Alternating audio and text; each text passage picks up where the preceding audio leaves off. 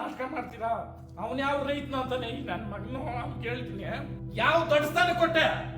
ಸ್ನೇಹಿತರ, ಟೈಟಲ್ ನೋಡಿದ್ರಿ, ಈ ಅಪ್ಪಂಗೆ ಏನಾಗಿದೆ ಅಂತ. ಸಹಜವಾಗಿ ಸೋಷಿಯಲ್ ಮೀಡಿಯಾದಲ್ಲಿ ಕೆಲವೊಂದು ವೈರಲ್ ಆಗ್ತಾ ಇರೋ ವಿಡಿಯೋಗಳನ್ನು ನೋಡಿದಾಗ, ಸಂತೋಷ್ ಅವರ ವರ್ತನೆಯನ್ನು ನೋಡಿದಾಗ, ವರ್ತೂರು ಸಂತೋಷ್ ಅವರು ಈಗ ಹೇಗೆ ಆಗಿಬಿಟ್ಟಿದ್ದಾರೆ ಅನ್ನೋ ಕುತೂಹಲವನ್ನು ವ್ಯಕ್ತಪಡಿಸ್ತಾ ಇರ್ತೀರ. ತಮಾಷೆಯಾಗಿಯೂ ಕೂಡ ವ್ಯಂಗ್ಯ ಆಡ್ತಾ ಇರ್ತೀರಿ ಅಂತ ನಾನು ಭಾವಿಸ್ತೇನೆ.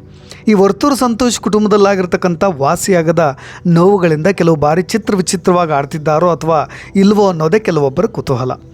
ಹುಲಿ ಉಗುರು ಪೆಂಡೆಂಟನ್ನು ಹಾಕಿ ವಿವಾದಕ್ಕೀಡಾಗಿದ್ದು, ಜೈಲಿಗೆ ಹೋಗಿ ಬಂದಿದ್ದು, ಚಿನ್ನಾಭರಣಗಳಿಂದ ಎಲ್ಲರ ಕಣ್ಣನ್ನು ಕುಕ್ಕಿದ್ದು, ಬಿಗ್ ಬಾಸ್ ಅದಾದ ಮೇಲೆ ಮುರಿದು ಬಿದ್ದಿರೋ ಮೊದಲ ಮದುವೆ. ಇದೀಗ ನನ್ನ ಮೊದಲನೇ ಮದುವೆ ನಡೆದಿದ್ದು ಮದುವೆನೇ ಅಲ್ಲ, ಅದು ದೊಂಬರಾಟ ಅಂತ ಹೇಳಿ ಈಗ ಹೆಣ್ಣು ಕೊಟ್ಟ ಮಾವನಿಗೆ ಜೊತೆಗೆ ಮಾಜಿ ಹೆಂಡತಿಗೆ ಹಿಗ್ಗಾಮುಗ್ಗ ತರಾಟೆಯನ್ನು ತೆಗೆದುಕೊಂಡಿರೋದು. ಆ ವಿಡಿಯೋವನ್ನು ಕಂಪ್ಲೀಟಾಗಿ ನೋಡಿಬಿಟ್ರೆ ಕೆಲವೊಬ್ಬರಿಗೆ ಕ್ಲಾರಿಟಿ ಸಿಗೋದಿಲ್ಲ ಅಂತ ನಾನು ಭಾವಿಸ್ತೀನಿ. ಏನಾಗಿದೆ, ಯಾಕೆ ಈಗ ವರ್ತೂರು ಸಂತೋಷ್ ಮತ್ತೆ ಮುನ್ನೆಲೆಗೆ ಬಂದು ಮತ್ತೆ ಮಾವ ಮತ್ತು ಹೆಂಡತಿಯ ವಿರುದ್ಧವಾಗಿ ಗರಂ ಆಗಿದ್ದಾರೆ, ಗಂಭೀರವಾದಂಥ ಆರೋಪಗಳನ್ನು ಮಾಡ್ತಾ ಇದ್ದಾರೆ ಅನ್ನೋದ್ರ ಕುರಿತಾಗಿ ಒಂದಿಷ್ಟು ವಿವರಣೆ. ವರ್ತೂರು ಸಂತೋಷ್ ಅವರ ಹೆಂಡತಿ, ಮೊದಲನೇ ಪತ್ನಿ, ಅವರು ಮನೆಯವರು ಕೊಟ್ಟಂಥ ಟಾರ್ಚರ್ ಒಂದೆರಡಲ್ಲ, ಬಹಳಷ್ಟು ಮಾನಸಿಕವಾಗಿ ನಮಗೆ ಕೆಟ್ಟ ಟಾರ್ಚರನ್ನು ಕೊಟ್ಟುಬಿಟ್ರು ಅಂತ ಹೇಳಿಕೊಂಡು ಇದೇ ವರ್ತೂರು ಸಂತೋಷ್ ಅವರು ಕಣ್ಣೀರನ್ನು ಹಾಕಿರೋದು.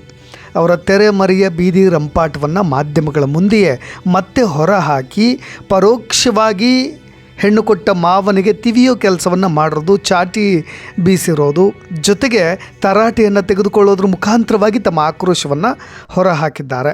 ಹಾಗಾದರೆ ವರ್ತೂರು ಸಂತೋಷ್ ಅವರು ಎರಡನೇ ಮದುವೆ ಆಗ್ತಾ ಅಲ್ವಾ? ಯಾಕೀಗ ಮತ್ತೆ ಹಳೆಯ ವಿಷಯವನ್ನು ಕೆದಕ್ತಾ ಇದ್ದಾರೆ? ಏನಾಯಿತು?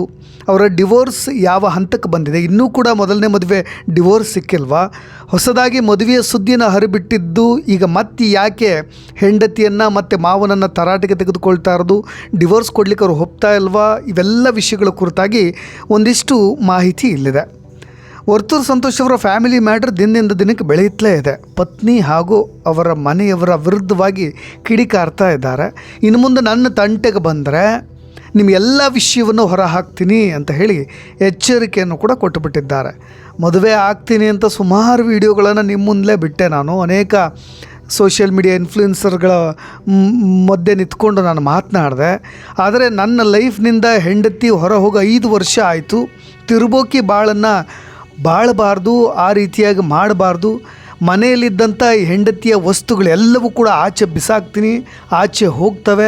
ನನ್ನ ಲೈಫ್ನಲ್ಲಿ ನಡೆದಿದ್ದು ಮದುವೆನೇ ಅಲ್ಲ, ಅದು ಡೊಂಬರಾಟ ಅಂತ ಹೇಳಿ ಇದೇ ಬಿಗ್ ಬಾಸ್ನ ಮಾಜಿ ಸ್ಪರ್ಧಿಯಾಗಿರ್ತಕ್ಕಂಥ ವರ್ತೂರು ಸಂತೋಷ್ ಇದ್ದಕ್ಕಿದ್ದ ಹಾಗೆ ಮತ್ತೆ ಪತ್ನಿ ಮತ್ತು ಮಾವನ ಮೇಲೆ ರೊಚ್ಚಿಗೆದ್ದು ಬಿಟ್ಟಿದ್ದಾರೆ. ಏನಾಗ್ತಾ ಇದೆ ಅವ್ರ ಕರೆಂಟ್ ಸಿಚುಯೇಷನ್ ಅನ್ನೋದನ್ನ ನಾನು ಹೇಳ್ಬಿಡ್ತೇನೆ. ಹೆಚ್ಚಾಗಿ ಭಾಳಷ್ಟು ಜನರಿಗೆ ಒಂದು ಕುತೂಹಲ, ಬಿಗ್ ಬಾಸ್ ಮುಖಾಂತರವಾಗಿ ಅನೇಕರಿಗೆ ಚಿರಪರಿಚಿತವಾಗಿರ್ತಕ್ಕಂಥ ಫೇಸ್. ಹಾಗಾಗಿ ಕೆಲವೊಬ್ಬರಿಗಿರ್ತಕ್ಕಂಥ ಗೊಂದಲವನ್ನು ಪರಿಹರಿಸೋ ಕೆಲಸ. ನನ್ನ ಜೀವನದಲ್ಲಿ ಕೆಲವನ್ನು ಒದ್ದು ಹೊರಗೆ ಆಗ್ತಾ ಇದ್ದೀನಿ, ಕೆಲವೊಂದನ್ನು ಇಟ್ಕೊಂಡಿದ್ದೆ, ನನಗದರ ಅವಶ್ಯಕತೆಯೇ ಇರಲಿಲ್ಲ. ಆದರೂ ಮಾನವೀಯತೆ, ಧರ್ಮ ಅನ್ನೋದು ಇದೆಯಲ್ಲ, ನಾನು ಅಂತಲ್ಲ ನನ್ನಂಥ ಯುವಕರು ಅದೆಷ್ಟು ಮಂದಿ ಎಷ್ಟು ನೋವು ತಿಂತಾ ಇದ್ದಾರೋ ಗೊತ್ತಿಲ್ಲ ಅನ್ನೋ ರೀತಿಯಾಗಿ ಮಾವ ಕೊಟ್ಟಿರ್ತಕ್ಕಂಥ ಟಾರ್ಚರ್ನ ಈ ರೀತಿಯಾಗಿ ಪರೋಕ್ಷವಾಗಿ ಹೇಳ್ತಾ ಇರೋದು. ಆ ರೀತಿಯಾಗಿ ಒಬ್ಬ ಹುಡುಗನಾಗಿ ಅಷ್ಟು ನೋವನ್ನು ತಿಂತಾ ಇದ್ದೀನಿ. ಈ ರೀತಿಯಾಗಿ ನನ್ನ ರೀತಿಯಾಗಿ ಮದುವೆ ಆಗಿ ಅನೇಕ ಪುರುಷರು ಅವರ ಮಾವನ ಮನೆ ಮತ್ತು ಹೆಂಡತಿಯಿಂದ ಇದೇ ರೀತಿಯಾಗಿ ನೋವನ್ನು ತಿಂತಾ ಇರ್ತಾರೆ ಅನ್ನೋದನ್ನು ಮಾರ್ಮಿಕವಾಗಿ ಹೇಳ್ತಾ ಇರೋದು. 100ಕ್ಕೆ 90% ಯುವಕರೇ ಈ ರೀತಿಯಾಗಿ ಸಾಯೋದು. ಯಾಕೆಂದರೆ ಜವಾಬ್ದಾರಿ ಇರುತ್ತೆ, ಮಾನ ಮರ್ಯಾದೆಗೆ ಹಂಚ್ತಾರೆ ಅಂಥೇಳಿ ವರ್ತೂರು ಸಂತೋಷ್ ಅವರು ಹೇಳಿರೋದು. ಭಾಳಷ್ಟು ಸರಿ ಅವ್ರ ಮಾವ ಹೇಳಿರ್ತಕ್ಕಂಥ ಕಂಪ್ಲೇಂಟ್ಸ್ಗಳನ್ನು ಉಲ್ಲೇಖ ಮಾಡಿ ಹೇಳ್ತಾ ಇದ್ರು. ಅದು ನೇರವಾಗಿ ಮಾವನ ಹೆಸರನ್ನು ತೆಗೆದುಕೊಳ್ತಾ ಇರಲಿಲ್ಲ. ಇವನು ಯಾಮಾರಿಸೋನು, ಸರಿ ಇಲ್ಲ, ಕರ್ನಾಟಕದ ಹೆಣ್ಮಕ್ಳು ಇವನಿಗೆ ಹೆಣ್ಣು ಕೊಡಬೇಡ್ರಿ ಅಂತ ಎಲ್ಲ ಕಡೆ ಡಂಗುರ ಸಾರ್ಕೊಂಡು ಬಂದಿದೆಯಲ್ಲ ಅಂತ ಹೇಳಿ ಅವ್ರ ಮಾವನವ್ರಿಗೆ ಚಾಟಿ ಏಟನ್ನು ಬೀಸ್ತಾಯಿದ್ರು. ಜೊತೆಗೆ ಮುಳುಬಾಗ್ಲಲ್ಲಿ ನೀನು ಮಾಡಿರೋ ಕೆಲಸ ಎಲ್ಲವನ್ನು ಬಿಚ್ಚಿ ಹೇಳಿಬಿಡ್ತೀನಿ ಅಂತ ಹೇಳಿ ಪರೋಕ್ಷವಾಗಿ ಮಾವನಿಗೆ ಆವಾಜನ್ನು ಕೂಡ ಹಾಕ್ತಾಯಿದ್ರು. ದಯವಿಟ್ಟು ಈ ಕುಟುಂಬಕ್ಕೆ, ಅಂದರೆ ಈ ಮಾವನವರ ಕುಟುಂಬಕ್ಕೆ ಹೆಣ್ಣು ಕೊಡೋರು ತಗೊಳ್ಳೋರು ಖಂಡಿತವಾಗಿ ಯೋಚನೆ ಮಾಡಿರಿ, ಇವ್ರನ್ನ ಸರ್ವನಾಶ ಮಾಡಿಬಿಡ್ತಾರೆ ಅಂತ ಹೇಳಿ ಮಾವನ ಕುಟುಂಬದ ವಿರುದ್ಧವಾಗಿ ಗರಂ ಹಾಕ್ತಾಯಿದ್ರು. ಮನೆಯೇ ಭಸ್ಮ ಮಾಡಿಬಿಟ್ಬಿಡ್ತಾರೆ, ಆ ರೀತಿಯಾಗಿ ನನ್ನನ್ನು ಕೂಡ ಮಾಡಿಬಿಟ್ಟಿದ್ದಾರೆ. ಆ ಲೆವೆಲ್ಲಿಗೆ ಮಾನಸಿಕವಾಗಿ ಖಿನ್ನತೆಗೆ ಒಳಗಾಗಿರೋ ರೀತಿಯಲ್ಲಿ ಇದೇ ವರ್ತೂರು ಸಂತೋಷ್ ಅವರು ತಮ್ಮ ನೋವನ್ನು ಹೊರ ಹಾಕ್ತಾ ಇರೋದು.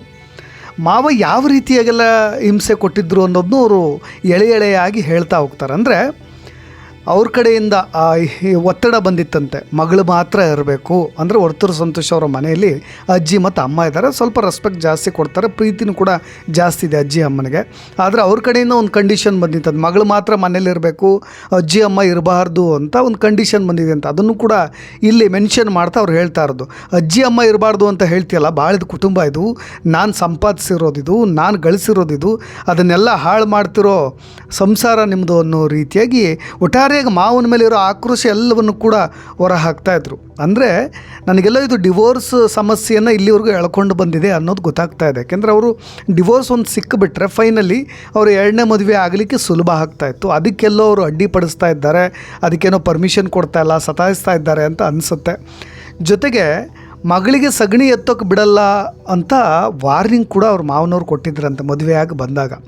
ಅದಕ್ಕೆ ವರ್ತೂರು ಸಂತೋಷ್ ಅವ್ರು ಕ್ಲಾರಿಟಿ ಕೊಡೋದು, ನಾನೇ ಇಲ್ಲಿ ಸಗಣಿ ಎತ್ತೋದಿಲ್ಲ, ನಿನ್ನ ಮಗಳನ್ನ ಸಗಣಿ ಎತ್ತೋಕೆ ಬಿಡ್ತೀನ ನಾನು, ಆ ರೀತಿಯಾಗೆಲ್ಲ ಆವಾಜ್ ಆಗ್ತಾ ಇದು ಏನಕ್ಕಪ್ಪ ಕೊಟ್ಟೆ, ನಾನು ರೈತರ ಕುಟುಂಬ ಇದು, ಇಲ್ಲಿ ಸಗಣಿ ಎತ್ತದೇ ಇದ್ರೆ ಕೆಲಸ ಆಗುತ್ತಾ ಅನ್ನೋ ರೀತಿಯಾಗಿ ಅವ್ರ ವಿರುದ್ಧವಾಗಿ ಹರಿಹಾಯ್ತಾ ಇರೋದು. 5 ರಿಂದ 6 ವರ್ಷ ಅಂದರೆ ಇಬ್ಬರು ಕೂಡ ಬೇರ್ಪಟ್ಟ ಮೇಲೆ ಮತ್ತೆ ಬರ್ತಾಳವಳು ನನಗೋಸ್ಕರ ಅಂತೇಳಿ ಹೆಂಡತಿಗೋಸ್ಕರ ಕಾದಿದ್ದೀನಿ. ನಾವೇನು ಹುಲಿಗಳು ನಾವು, ನೀವು 6 ವರ್ಷ ನಾನು ಕಾದೆ ಅಂತ ನನ್ನನ್ನು ಕುರಿ ಅಂತ ಅಂದ್ಕೋಬೇಡಿ, ನಾನು ಹುಲಿನೇ. ಫೋನು ಇಲ್ಲ ಏನೂ ಇಲ್ಲ ಅಂತ ಅಂದರೆ ನಾವು ಬೇಡ ಅಂಥೇಳಿ ನಾವು ನಮ್ಮಿಂದ ದೂರ ಹೋಗಿಬಿಟ್ಟಿದ್ದೀರಿ ಅಂತಲೇ ಅರ್ಥ. ಹಾಗಾಗಿ ಇದು ಬೇರ್ಪಟ್ಟ ಹಾಗೆ ಅಂತಲೂ ಕೂಡ ಹೇಳ್ತಾ ಇದ್ರಂತೆ. ಜೊತೆಗೆ ಸೊಸೆ, ಮನೆಗೆ ಬಂದಂಥ ಸೊಸೆ ಅಜ್ಜಿ ಅಮ್ಮನಿಗೆ ಕುಂತ್ಯ ನಿಂತ್ಯ ಬಂತ ಈ ರೀತಿಯಾಗಿ ಪದೇ ತಲೆ ತಿಂತಾ ಇದ್ದರೆ ಯಾವ ಸಂಸಾರನೂ ಕೂಡ ನೆಟ್ಟಗೆ ಆಗೋದಿಲ್ಲ ಅನ್ನೋ ರೀತಿಯಾಗಿ ಮನೆಗೆ ಬಂದಂಥ ಹೆಂಡತಿ ಯಾವ ರೀತಿಯಾಗಿ ಟಾರ್ಚರ್ ಕೊಡ್ತಾ ಇದ್ರು ಅನ್ನೋದನ್ನು ಕೂಡ ಅವ್ರು ಹೇಳಿದ್ದಾರೆ. ಒಟ್ಟಾರೆಯಾಗಿ ನಾನು ಮದುವೆ ಆಗ್ತೀನಿ ಅಂತ ಸುಮಾರು ವೀಡಿಯೋಗಳನ್ನು ಬಿಟ್ಟೆ, ನ್ಯಾಯ ಧರ್ಮ ಸತ್ಯ ಟೈಮ್ಗೆ ಎಲ್ಲವೂ ಕೂಡ ಮರೆಮಾಚ್ತವೆ, ಸುಳ್ಳು ಮಾತ್ರ ಕುಣಿತಾ ಇರುತ್ತೆ. ಯಾವ್ದು ಸತ್ಯ ಅನ್ನೋದನ್ನ ನೀವು ಕೂಡ ಅರ್ಥ ಮಾಡ್ಕೊಳ್ಬೇಕಾಗತ್ತೆ. ಪತ್ನಿಗಾಗಿ ತಂದು ಕೊಟ್ಟಿದ್ದಂಥ ವಸ್ತುಗಳನ್ನೆಲ್ಲವನ್ನು ಕೂಡ ತೋರಿಸ್ತಾ ಮಾತನಾಡಿದ್ರು. ಜೊತೆಗೆ ಮನೇಲಿ ಅವ್ರ ವಸ್ತುಗಳು ಏನೇನಿದೆ ಎಲ್ಲವನ್ನು ಕೂಡ ಬಿಸಾಕಿಬಿಡ್ತೀನಿ ಅಂತಲೂ ಕೂಡ ಗರಂ ಆದರು. ನಾನು ಬಿಗ್ ಬಾಸ್ಗೆ ಹೋಗಿ ಬಂದು 2 ವರ್ಷ ಆಯಿತು. ನನ್ನ ಲೈಫ್ನಲ್ಲಿ ಈ ಡ್ಯಾಶ್ ಹೋಗಿ 5 ವರ್ಷ ಮೇಲಾಗ್ತಾಯಿದೆ ಅಂತ ಹೆಂಡತಿಗೆ ಆ ಡ್ಯಾಶ್ ಅನ್ನೋ ಪದವನ್ನು ಕೂಡ ಬಳಸಿ ತಮ್ಮ ಸಿಟ್ಟನ್ನು ಹೊರ ಹಾಕಿಬಿಟ್ರು. ಹೆಚ್ಚಾಗಿ ಹೆಂಡತಿಯ ಮೇಲೆ ಗಂಭೀರ ಆರೋಪಗಳನ್ನು ಮಾಡಿರೋದು ಅವರು. 5 ವರ್ಷಗಳು ನಮ್ಮ ಮನೇಲಿ 8 ತಿಂಗಳು ಸಂಸಾರ ಅಷ್ಟೇ ಮಾಡಿದ್ದವರು, ವರ್ಷದ ಮೇಲೆ 3 ತಿಂಗಳು ಮಾಡಿರ್ಬೋದು. ಯಾಕೆಂದರೆ 8 ತಿಂಗಳು ಅಂತ ಯಾಕೆ ಹೇಳ್ತಾ ಇದ್ದೀನಿ ಅಂದರೆ ಅಲ್ಲಿ ಹೋಗಿರೋದೇ ಜಾಸ್ತಿ ಅಲ್ವಾ, ಅಂದರೆ ಅಪ್ಪನ ಮನೆಗೆ ಹೋಗಿರೋದೇ ಜಾಸ್ತಿ ಅಲ್ವಾ. ಹಾಗಾಗಿ ಅವಳಿಲ್ಲಿ ಸಂಸಾರ ಮಾಡಿದ್ದೆ ಕೇವಲ 8 ತಿಂಗಳು. ಇಲ್ಲಿಯವರೆಗೂ ಹೇಳಿದ್ದೆಲ್ಲ ಆಯಿತು, ಇನ್ನು ಮುಂದೆ ಸುಮ್ಮನೆ ಇದ್ದು ಬಿಡಬೇಕಷ್ಟೇ. ನೀವು ಮಾಡಿರೋ ಅನ್ಯಾಯವನ್ನೆಲ್ಲ ಇಟ್ಕೊಂಡು ಬಂದಿದ್ದೀನಿ, ನೀವು ಇಳಿಯೋ ಲೆವೆಲಿಗೆ ನಾನು ಇಳಿಬೇಕಂದ್ರೆ ನೀನು ಕಟ್ಟಿದೆಯಲ್ಲ ಡೂಪ್ಲಿಕೇಟ್ ಕೋಟೆ ಪರಪ್ಪನ ಅಗ್ರಹಾರಕ್ಕೆ ನೀನು ಹೋಗ್ತೀಯೋ ನಾನು ಹೋಗ್ತೇನೋ ನೋಡೇ ಬಿಡೋಣ ಅಂತ ಮಾವನವ್ರಿಗೆ ತಮ್ಮ ಆಕ್ರೋಶವನ್ನು ಗಿಲ್ಲದಂತೆ ಹೊರ ಹಾಕ್ತಾ ಇರೋದು. ಸ್ನೇಹಿತರೆ, ಕೆಲವೊಬ್ಬರಿಗೆ ವರ್ತೂರು ಸಂತೋಷ್ ಎಲ್ರಿಗೂ ಕೂಡ ಸಹಜವಾಗಿ ಗೊತ್ತಿರುತ್ತೆ. ಅದಾದ ಮೇಲೆ ಅವರು ಮದುವೆ ಆಗಿದ್ದು 2020ರಲ್ಲಿ ಜಯಶ್ರೀ ಅನ್ನೋರನ್ನ ಮದುವೆ ಆಗಿದ್ದರು. ಏನೋ ಕೌಟುಂಬಿಕ ಕಲಹದಿಂದ ದೂರ ಆಗಿದ್ದರಂತೆ.